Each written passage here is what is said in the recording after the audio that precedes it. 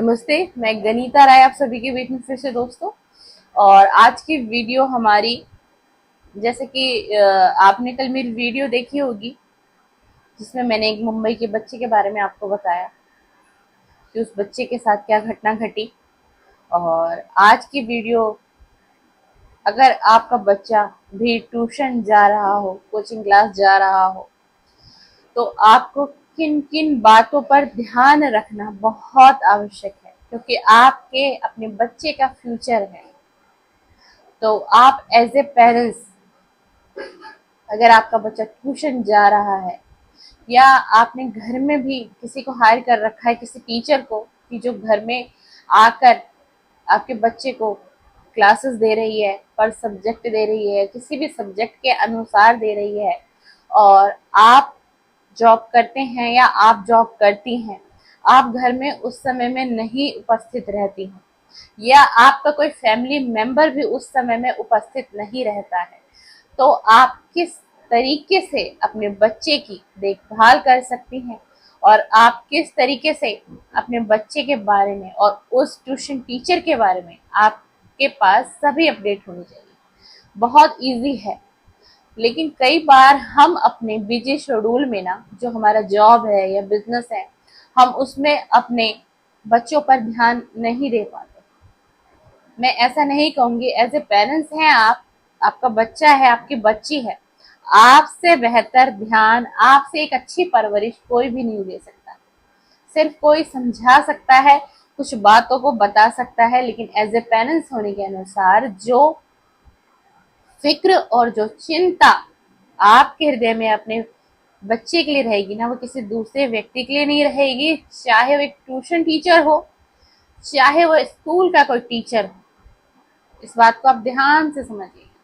इसमें आपको क्या करना है, सबसे पहले आपको अपने बच्चे से बराबर अपडेट लेती रहनी है कि आपको किसी तरीके का कोई इशू तो नहीं उस ट्यूशन टीचर से, कोई प्रॉब्लम तो नहीं उस ट्यूशन टीचर से, या किसी तरीके का भी कोई दबाव वो ट्यूशन टीचर तो नहीं दे रहा आपके ऊपर, यानी कि आपके चाइल्ड के ऊपर।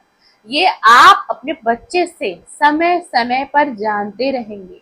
उसके तत्पश्चात आपका एक फर्ज और है, उस ट्यूशन टीचर से भी कनेक्ट होना।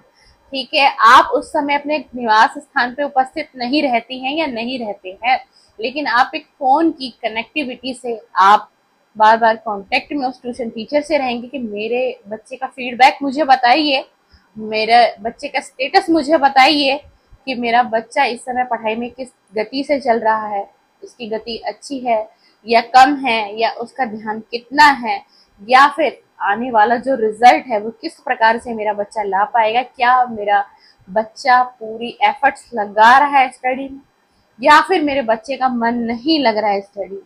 ये आपका फर्ज है पूछने का उस ट्यूशन टीचर से।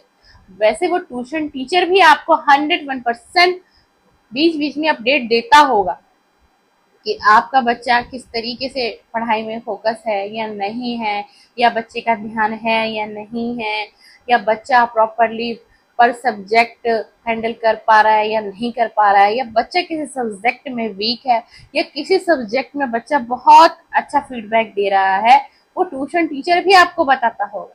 लेकिन आपका एज ए पेरेंट्स होने के हिसाब से आपको उससे ज्यादा कनेक्ट रहना है। उसका कनेक्ट होना या ना होना उसके लिए कोई मायने नहीं रखता। वो एक ट्यूशन टीचर है, वो अपना कर्तव्य पूरा कर रहा है, लेकिन आपका फर्ज है कि आप अपडेट अपने बच्चे की लेते रहे। अगर आप ऐसा करते हैं ना, और अगर वो ट्यूशन टीचर बताता है कि बच्चा वीक है या बच्चा फोकस नहीं कर रहा है या बच्चे का ध्यान नहीं है, तो फिर आप अपने बच्चे के साथ भी कुछ पल बिताइए, कुछ बातें करिए, पूछिए कि क्या प्रॉब्लम है, कोई इशू है, किसी तरीके की कोई समस्या तो नहीं है, कोई दबाव तो नहीं है, ट्यूशन टीचर का तो नहीं है।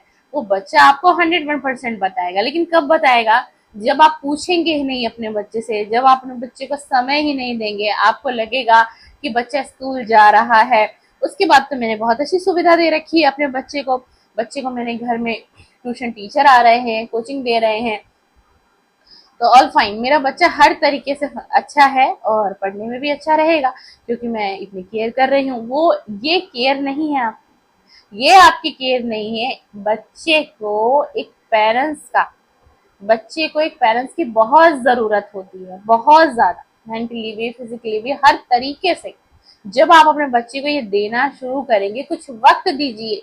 अगर हर दिन के आप 15 से 20 मिनट भी निकाल देंगे ना अपने बच्चे के लिए, आप जॉब भी कर रही हैं या कर रहे हैं, तो भी आपका बच्चा आपसे धीरे धीरे फ्रैंक होता चला जाएगा। वो अपनी सारी डिस्कशन आपसे करेगा, स्टडी की करेगा, वो अपने गेम्स की करेगा, हर चीज की आपको आपका बच्चा बताएगा। और इस तरीके से आप अपने बच्चे से बहुत डीपली कनेक्ट हो सकते हैं।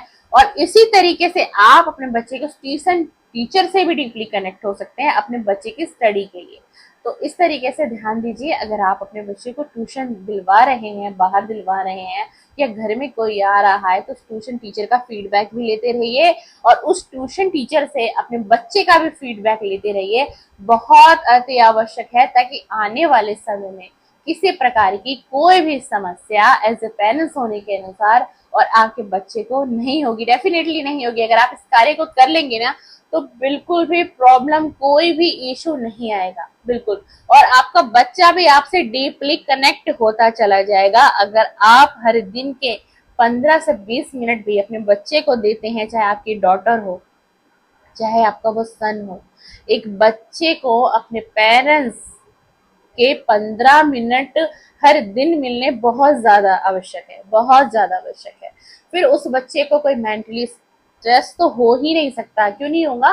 क्योंकि आप 15 से 20 मिनट, वो 15 से 20 मिनट सिर्फ मेरे बच्चे के हैं। आपको ये सोचना है कि हर दिन का 15 से 20 मिनट जो मेरा है वो मेरे बच्चे को मैं दूंगी, उससे मैं बातें करूंगी, उससे मैं उसकी स्टडी का पूछूंगी, उसके गेम का पूछूंगी, उसके टीचर्स का पूछूंगी, उसके ट्यूशन टीचर्स का पूछूंगी।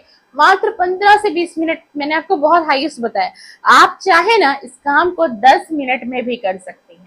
इतना सा अगर आप करेंगी, बच्चा आपसे इस तरीके से कनेक्ट हो जाएगा। अगर आप मदर हैं या फादर हैं, इस तरीके से आपका बच्चा आपसे कनेक्ट हो जाएगा कि बच्चे को कभी फ्यूचर में समस्या नहीं होगी और बच्चे के पेरेंट्स को कभी फ्यूचर में समस्या नहीं होगी।